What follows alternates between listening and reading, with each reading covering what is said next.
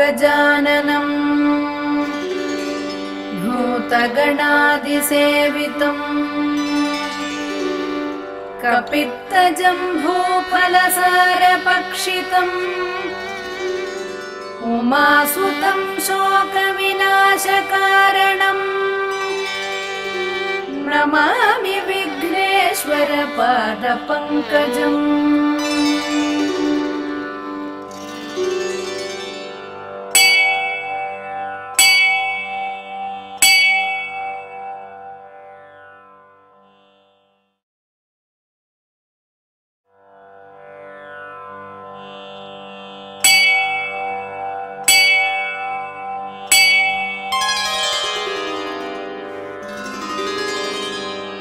गुरुर्ब्रह्मा गुरुर्विष्णु गुरुदेवो महेश्वरः गुरुः साक्षात् परब्रह्म तस्मै श्री गुरवे नमः।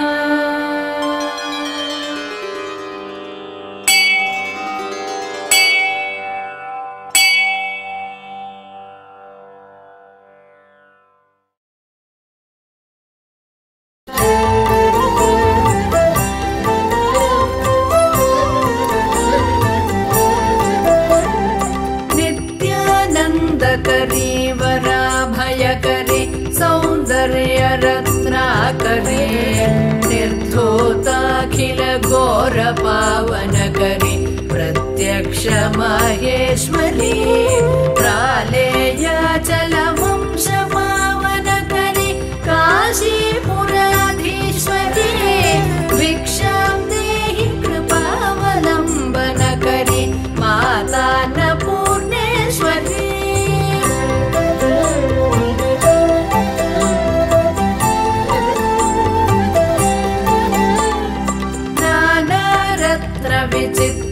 विचित्रभूषणकरी हेमाम्बराडम्बरी मुक्ताहार विलम्बमानविलसत्वक्षोजकुम्भान्तरी काश्मीरागरुवासिताङ्गरुचिरे काशीपुराधीश्वरी भिक्षां देहि कृपावलम्बनकरी माता अन्नपूर्णेश्वरी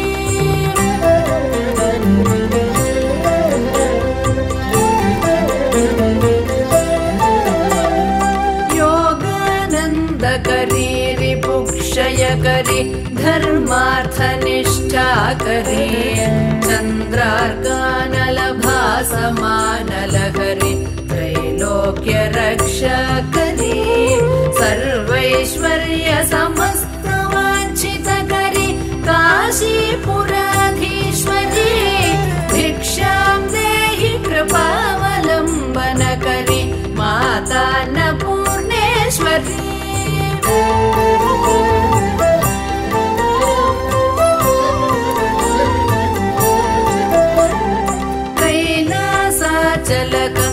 कैलासाचलकन्दरालयकरी गौरी उमाशङ्करी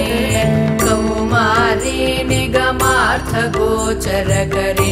ओङ्कार बीजाक्षरी मोक्षद्वारकवाटपाटनकरी काशीपुराधीश्वरी भिक्षां देहि कृपावलम्बनकरी माता अन्नपूर्णेश्वरी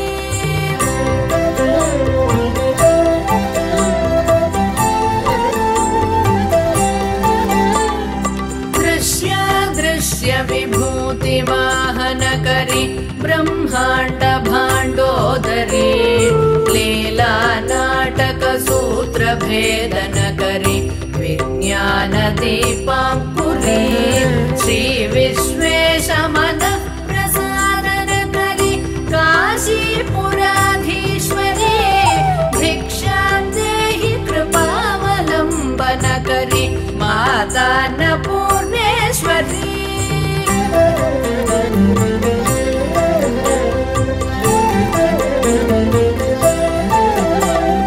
पूर्वी सर्वजनेश्वरी भगवती माता अन्नपूर्णेश्वरी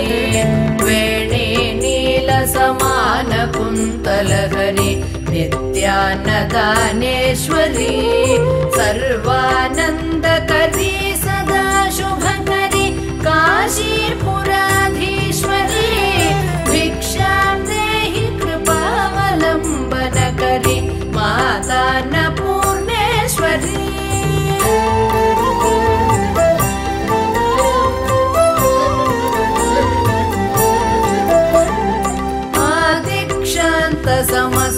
समस्तवर्णनकरी शम्भोस्त्रिभावाकरी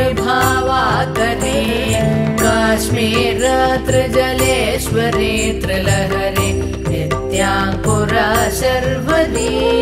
कामाकाङ्क्षकरी जनोदयकरी काशीपुराधीश्वरी भिक्षां देहि कृपावलम्बनकरी माता अन्नपूर्णेश्वरी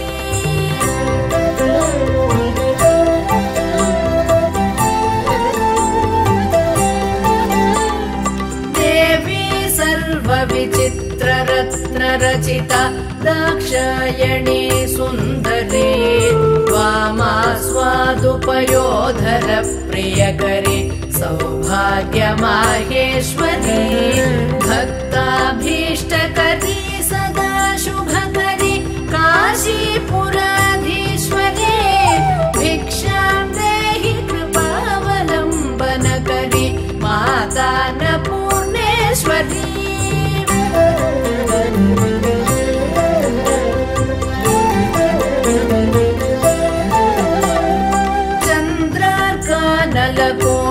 चन्द्रार्कानलकोटिकोटिसदृशी चन्द्रांशुबिम्बाधरी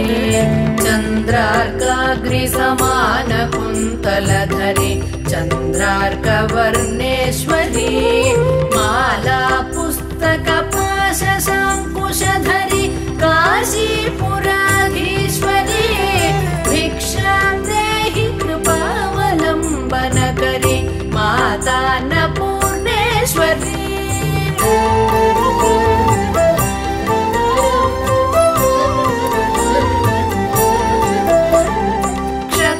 क्षत्रत्राणकरी महाभयकरी माता कृपासागरी साक्षान्मोक्षकरी सदा शिवकरी विश्वेश्वरी श्रीधरी रक्षग्रन्थकरी निरामयकरी काशीपुराधीश्वरी भिक्षां देहि कृपावलम्बनकरी माता अन्नपूर्णेश्वरी अन्नपूर्णे सदा पूर्णे शङ्करप्राणवल्लभे ज्ञानवैराग्यसिद्ध्यर्थम् भिक्षां देहि च पार्वती माता च पार्वती देवी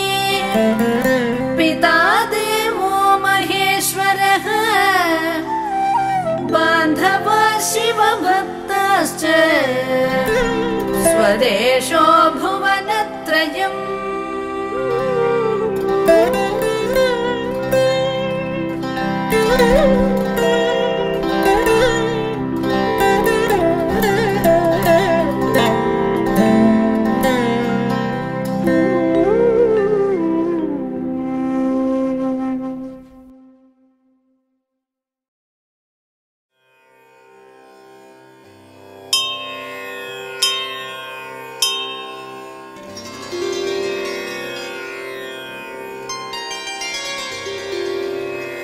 श्रीदेवी उवाच देवदेव महादेव त्रिकालज्ञ महेश्वर करुणाकर देवेश भक्तानुग्रहकारक अष्टोत्तरशतं लक्ष्म्या श्रोतुमिच्छामि तत्त्वतः। ईश्वर उवाच देवी साधु महाभागे महाभाग्यप्रदायकम् सर्वैश्वर्यकरं पुण्यम् सर्वपापप्रणाशनम् सर्वदारिद्र्यशमनम् श्रवणात् भुक्तिमुक्तिदम् राजवश्यकरम् दिव्यम् गुह्याद् गुह्यतमम् परम् दुर्लभम् सर्वदेवानाम् चतुष्षष्टिकलास्पदम् पद्मादीनाम् वरान्तानाम् निधीनाम् नित्यदायकम् समस्तदेव संसेव्यम् अणिमाद्यष्टसिद्धिदम् किमत्र बहुनोक्तेन देवी प्रत्यक्षदायकम् तव प्रीत्याद्य वक्ष्यामि समाहितमनः शृणु अष्टोत्तरशतस्यास्य महालक्ष्मीस्तु देवता क्लीं बीजं पदमित्युक्तम् शक्तिस्तु भुवनेश्वरी अङ्गन्यासः करन्यासः स इत्यादि प्रकीर्तितः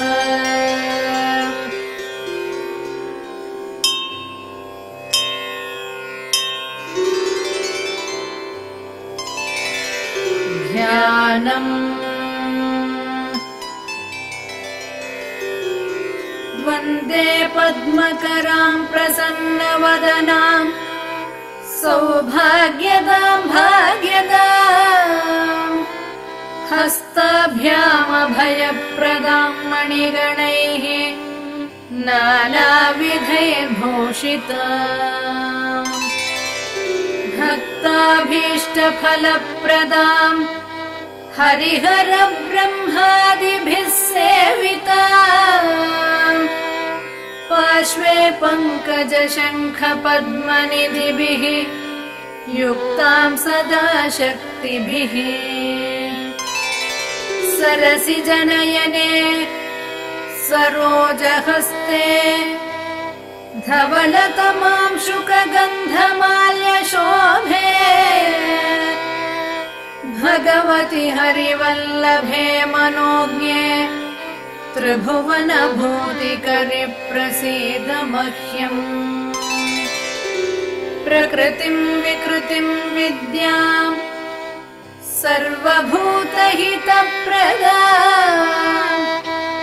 श्रद्धाम् विभूतिम् सुरभिम् नमामि परमात्मिकाम् वाचम् पद्मालयाम् पद्माम् शुचिम् स्वाहाम् स्वधाम् सुधाम् धन्याम् हिरण्मयीम् लक्ष्मीम् नित्यपुष्टाम् विभावरीम् अदितिम् चदितिम् दीप्ताम् वसुधाम् वसुधारिणीम् नमामि कमलाम् कान्ताम् कामां क्षीरोदसंभवाम्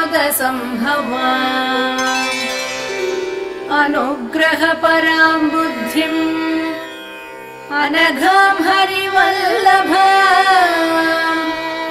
अशोकाम् अमृताम् दीप्ताम् लोकशोकविनाशिनी नमामि धर्मनिलयाम् करुणाम् लोकमातरम् पद्मप्रियाम् पद्महस्ताम् पद्माक्षीम् पद्मसुन्दरीम् पद्मोद्भवाम् पद्ममुखीम् पद्मनाभप्रियाम् रमाम् पद्ममालाधराम् देवीम् पद्मिनीम् पद्मगन्धिनीम् पुण्यगन्धाम् सुप्रसन्नाम् प्रसादाभिमुखीम् प्रभाम् नमामि चन्द्रवदनाम् चन्द्राम् चन्द्रसहोदरीम् चतुर्भुजां चन्द्ररूपाम् इन्दिराम् इन्दुशीतलाम् आह्लादजननीम् पुष्टिम् शिवां शिवकरीं सतीम् विमलां विश्वजननीं तुष्टिं दारिद्र्यनाशिनीं प्रीतिपुष्करिणीं शान्तां शुक्लमाल्याम्बरां श्रियम्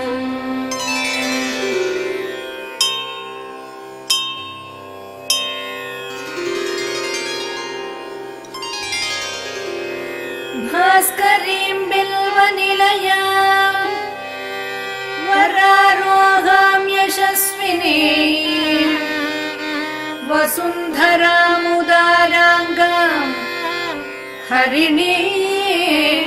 हेममालिनी धनधान्यकरीं सिद्धिं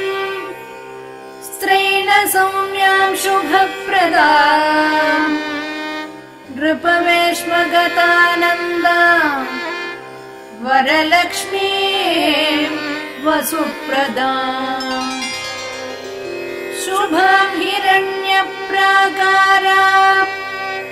समुद्रतनयां जयाम् नमामि मङ्गलां देवीं विष्णुवक्षस्थलस्थिताम् विष्णुपत्नीं प्रसन्नाक्षीं नारायणसमाश्रिताम् दारिद्र्यध्वंसिनीं देवीं सर्वोपद्रववारिणी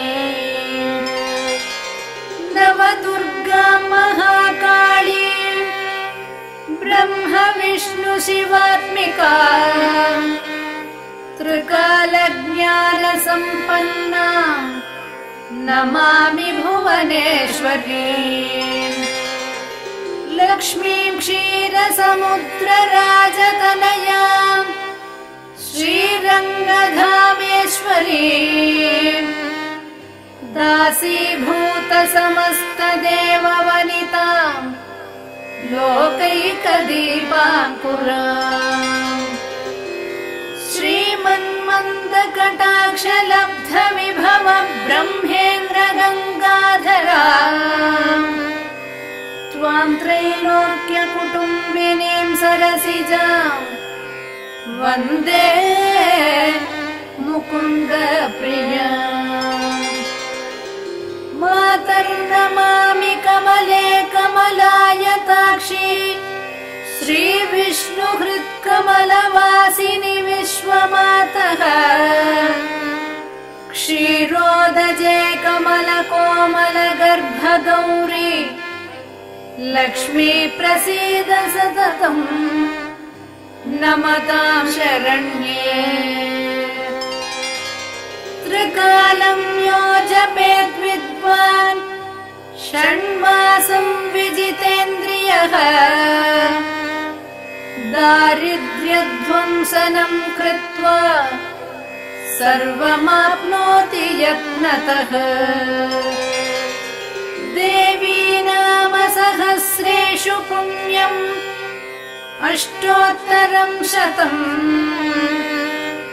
येन श्रियमवाप्नोति कोटिजन्म दरिद्रतः भृगुवारे शतं धीमान्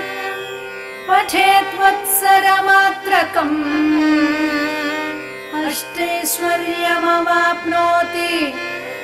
कुबेर इव भूतले दारिद्र्यमोचनं नाम स्तोत्रमम्बा परं शतम् येन श्रियमवाप्नोति कोटिजन्म दरिद्रतः भुक्त्वा तु विपुलान् भोगान् अस्याः सायुज्यमवाप्नुयात् प्रातः काले पठेन्नित्यम् सर्वदुःखोपशान्तये पठंस्तु चिन्तये देवी सर्वाभरणभूषिता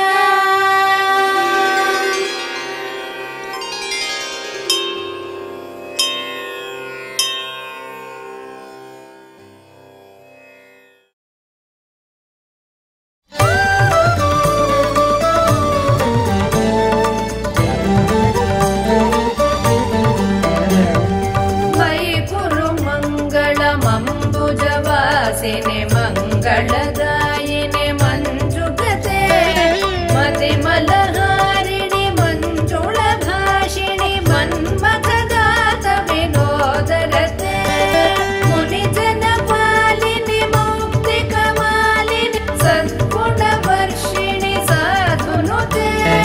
जय जय हे मधुसूदन मोहिनि मोदविदायिनि वेदनुते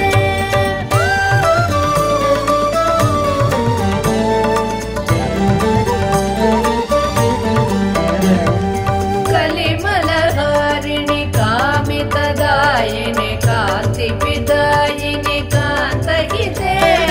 कमलतलोपमकम्रपदद्वय सिञ्चितनूपुरनादयुते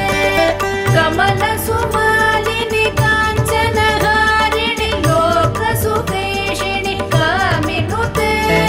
जय जय हे मधुसूदन मोहिनि मोदविदायिनि वेदनुते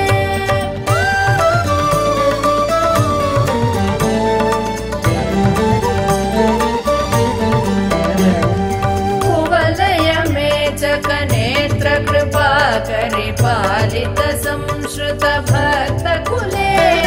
गुरुवर शङ्कर सन्नुत तुष्टि सुवृष्ट सुहेम मयामलके रविकुलवारिधि चन्द्र समाधर मन्त्र गृहीत सुपाणितले जय जय हे मधुसूदन मोहिनि मोदविदायिनि वेदनुते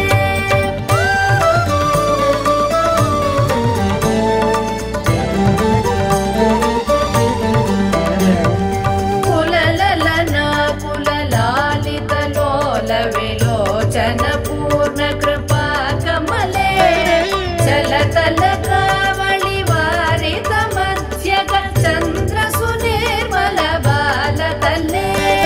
मणिमय भासुर कर्ण विभूषण कान्ति परिष्कृत कण्ठतले जय जय हे मधुसूदन मोहिनि मोदविदायिनि वेदनुते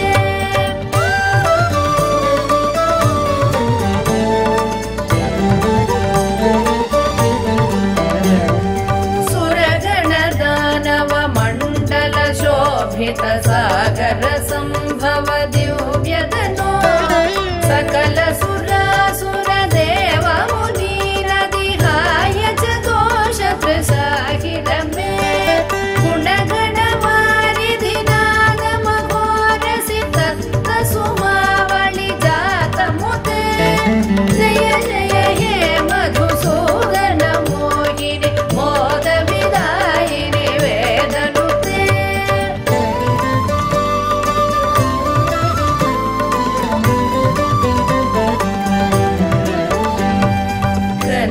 कटोपम कुङ्कुम शोभित हार सुरञ्जित दिव्य कुचे कमलज पूजित कुङ्कुम पङ्किल कान्त पदद्वय तामरसे करकृत कञ्ज सुमेकटि वेददुकूल मनोहर कान्तिवृते जय जय हे मधुसूदन मोहिनि मोदविदायिनि वेदनुते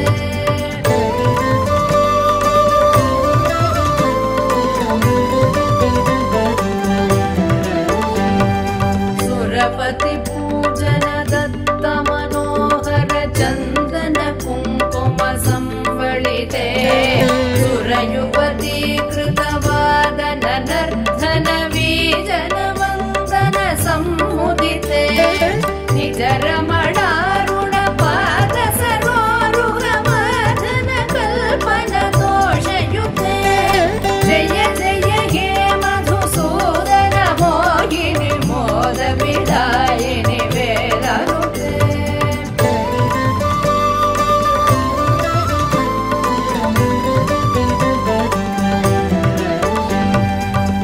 प्रियमणि सन्निभ दीप सुदीपित रत्न समावृत दिव्य गृहे सुदधन धान्य मुकापित लक्ष्म्यपि संवृत क्रान्त गृहीत करे निजवन पूजन दिव्य सुवाचन वन्दन कल्पित भद्रमुते जय जय हे मधुसूदन मोहिनि मोद विदायिनि वेदनुते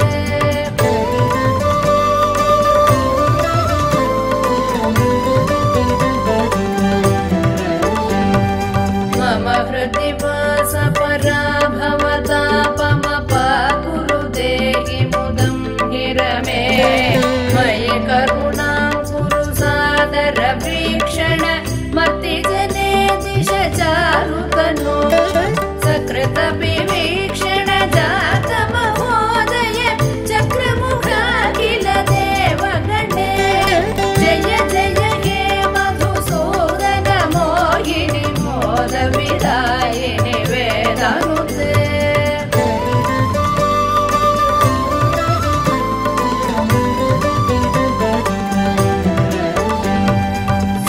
सुतदनमौक्तिक हैमनिवेशित रत्नसुभूषण दानरते रथ गजवाजि समावृत मन्दिर राजसुकल्पन कल्पलते कुसुम सुचन्दन वस्त्र मनोहर रूप कलारधि पोषरते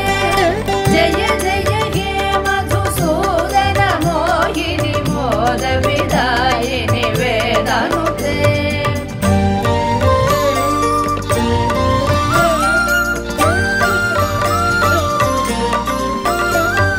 धिमि धिमि धिं धिमि धिं धिमि धिं धिमि धुन्दुभिनाद सुपूर्ण दिशे घुम घुम घुं घुम घुं घुम घुं घुम शङ्ख निनाद सुतुष्टिवशे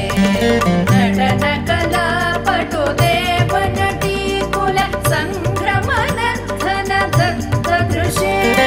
जय जय हे मधुसूदन मोहिनि मोद विदायिनि वेदनुते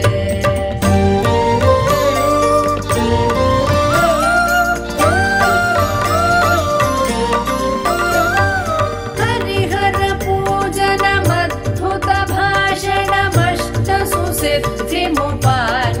मे मधुकृत पायसमुत्करुदौदन पक्ष्य निवेदन दुष्टमते सकल सुमर्पण पूजन सम्भ्रम देव वधूकुल संवलिते जय जय हे मधुसूदन मोहिनि मोद विदायिनि वेदनुते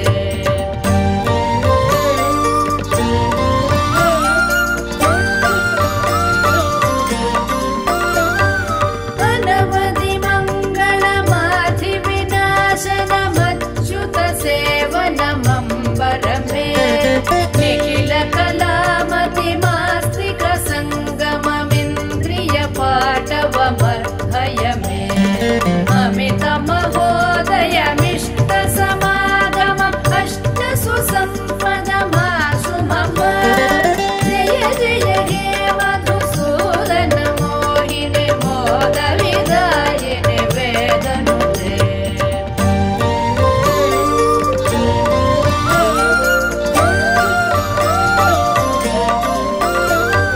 करकृत शुक्ल सुमावळि निर्मित हारक जीवृत पार्श्वतले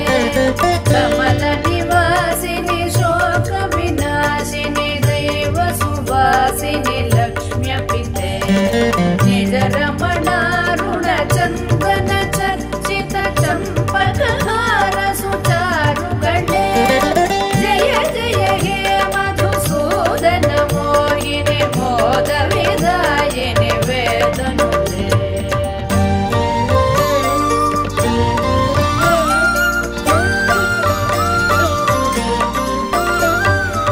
अनघमनन्त पदान्वित राम सुदीक्षित सत्कृत पद्यमिदम् पठति शृणोति च भक्तियुतो यदि भाग्यसमृद्धिमतो लभते द्विजवरदेशिक सन्मुति तुष्टर मे परिपालय लोकमिमम् जय जय हे मधुसूदन मोहिनि मोद विदायिनि वेदनुते जय जय हे मधुसूदन मोहिनि मोद विदायिनि वेदनुते।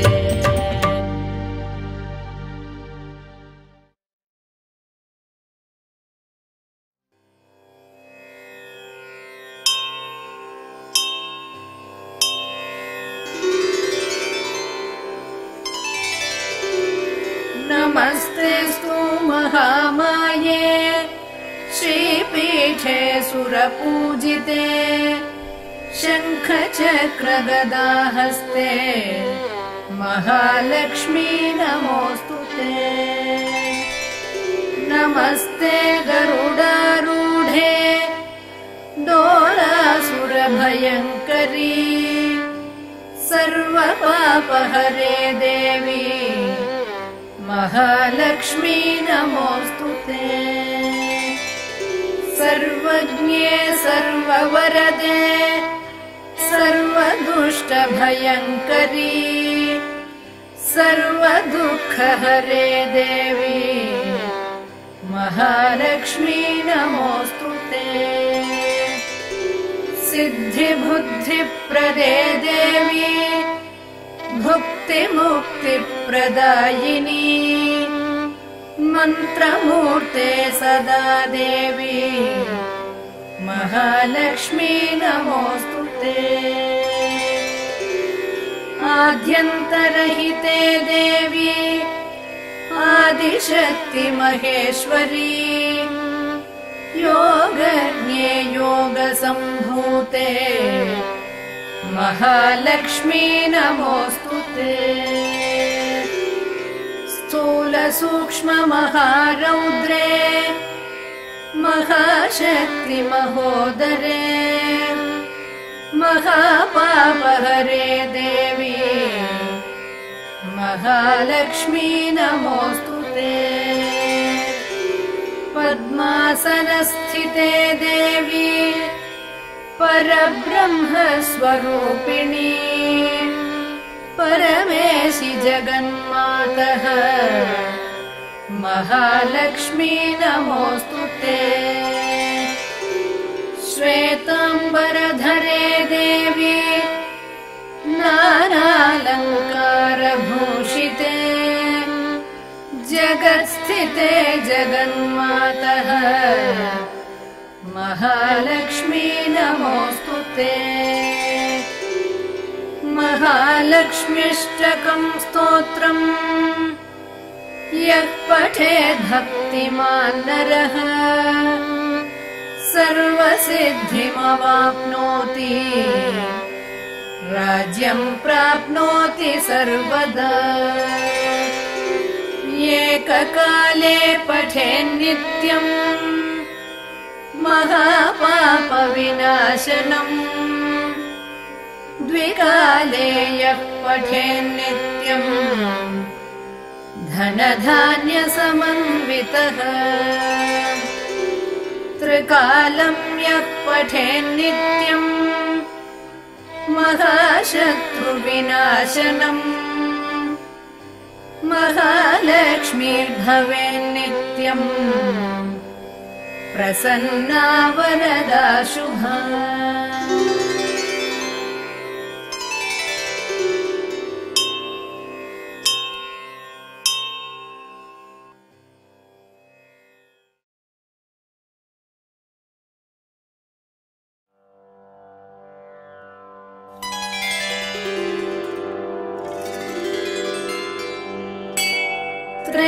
त्रैलोक्यपूजिते देवी कमले विष्णुवल्लभे यथा त्वं सुस्थिरा कृष्णे तथा भव मयि स्थिरा। ईश्वरी कमला लक्ष्मीः चञ्चलाभूतिर्हरिप्रिया पद्मा पद्मालया सम्पद्रमा श्रीः पद्मधारिणी द्वादशैतानि नामानि लक्ष्मीं सम्पूज्य यः पठेत् स्थिरलक्ष्म्यर्चनेतेस्तु पुत्रदारादिभिः सह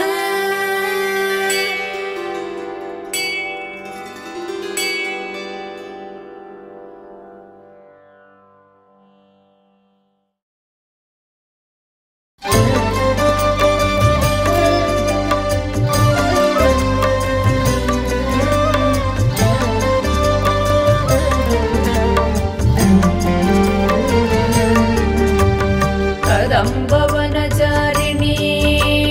मुनिकदम्बकादम्बिनी नितम्बजितभूधरा सुरनितम्बिनी सेविता नवाम्बुरुहलोचना अभिनवाम्बुरश्यामला त्रिलोचनकुटुम्बिनी त्रिपुरसुन्दरीमाश्रये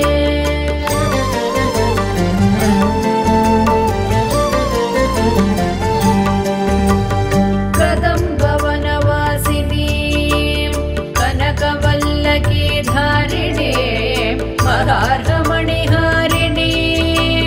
मुखसमुल्लसद्वारुणी दया विभवकारिणी विशदरोचनाचारिणी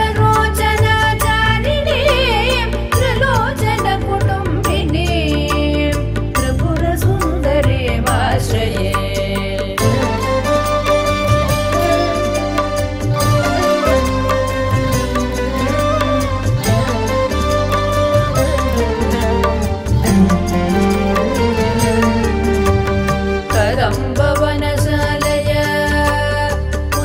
करोल्लसन्मालय कुचोपमितशैलय गुरुकृपालसद्वेलय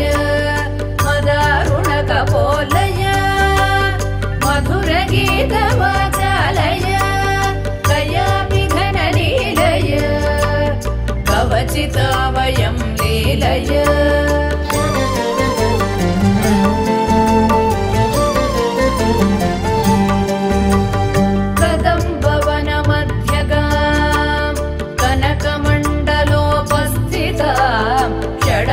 षडम्बुरुहवासिनी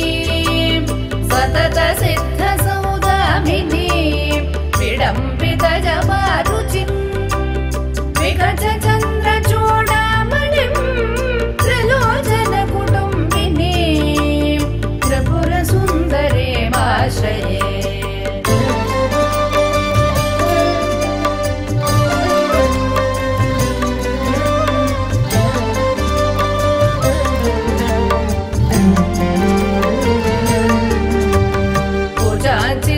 पञ्चिका कुटिलकुन्तलालङ्कृता कुशेशयनिवासिनी कुटिलचित्तविद्वेषिणी मदारुणविलोचना मनसि जारि सम्मोहिनी मतङ्गमुनिकन्यका मधुरभाषिणी माश्रये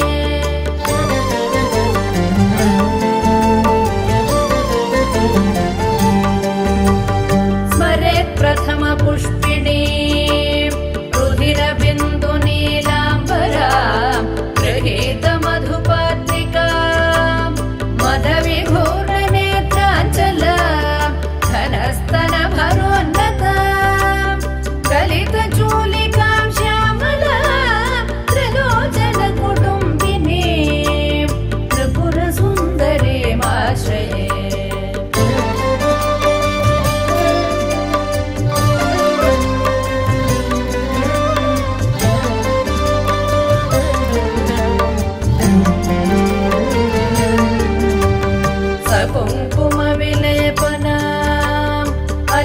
चुम्बिकस्तूरिका समन्दहसिते क्षणा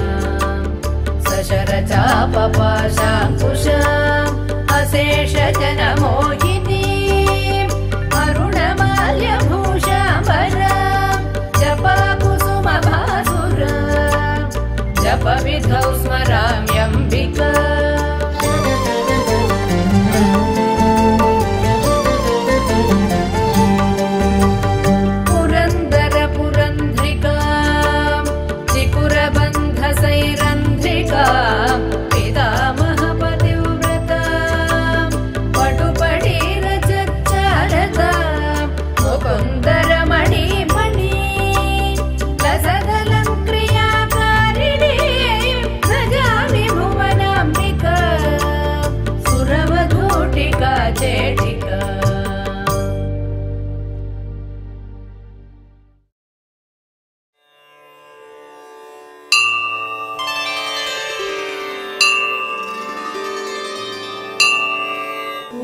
ह्रीं त्रिभुवनपालिन्यै महालक्ष्मै अस्माकं दारिद्र्यं नाशय नाशय प्रचुरं धनं मे देहि देहि क्लीं ह्रीं श्रीं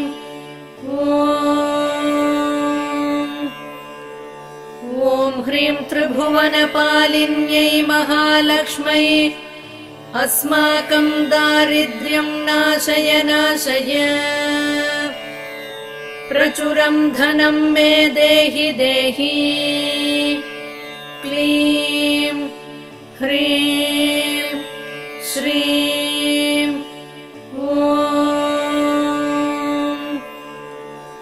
ॐ ह्रीं त्रिभुवनपालिन्यै महालक्ष्मै अस्माकं दारिद्र्यं नाशय नाशय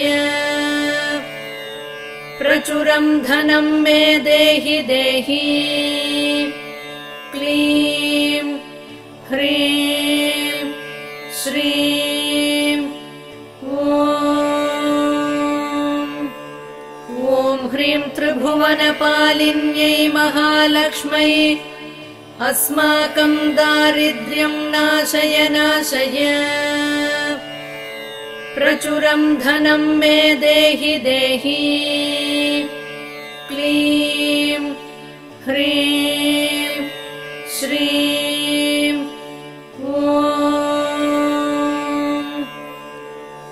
ॐ ह्रीं त्रिभुवनपालिन्यै महालक्ष्मै अस्माकं दारिद्र्यं नाशय नाशय प्रचुरं धनं मे देहि देहि क्लीं ह्रीं श्रीं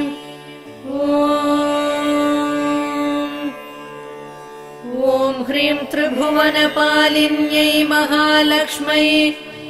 अस्माकं दारिद्र्यं नाशय नाशय प्रचुरं धनं मे देहि देहि क्लीं ह्रीं श्रीं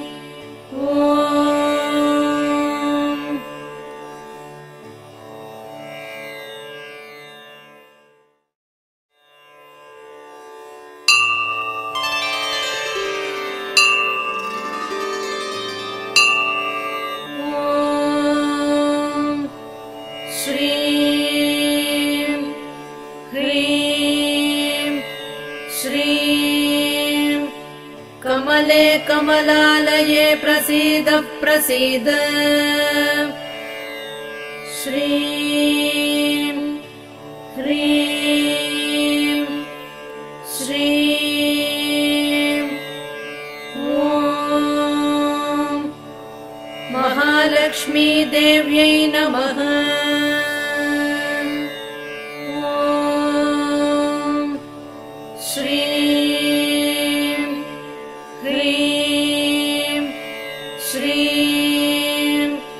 कमले कमलालये प्रसीद प्रसीद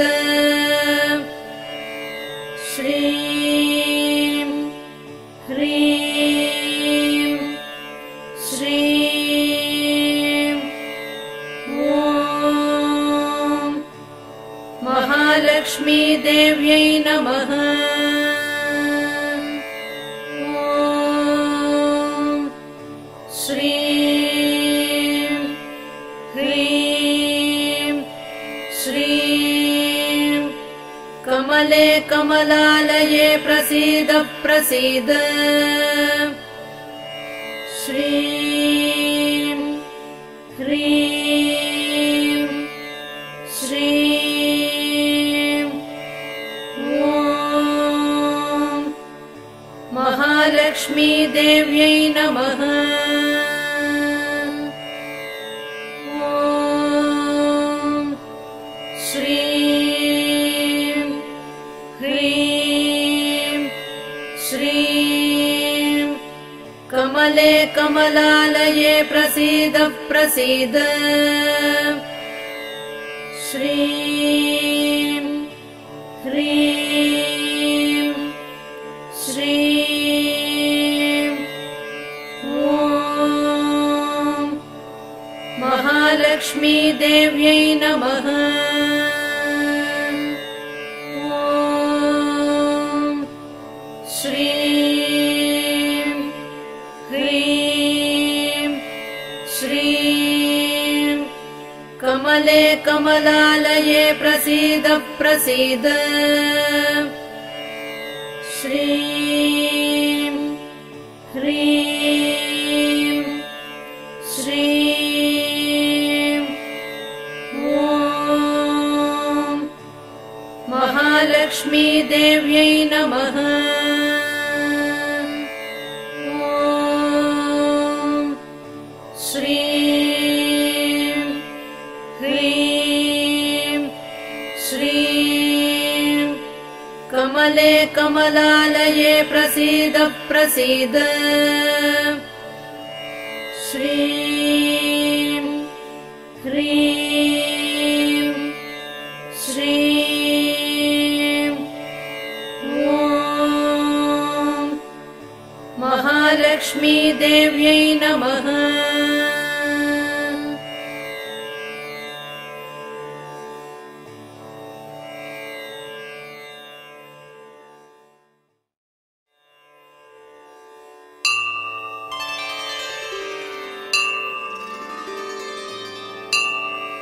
ॐ ऐं ह्रीं श्रीं श्रियैः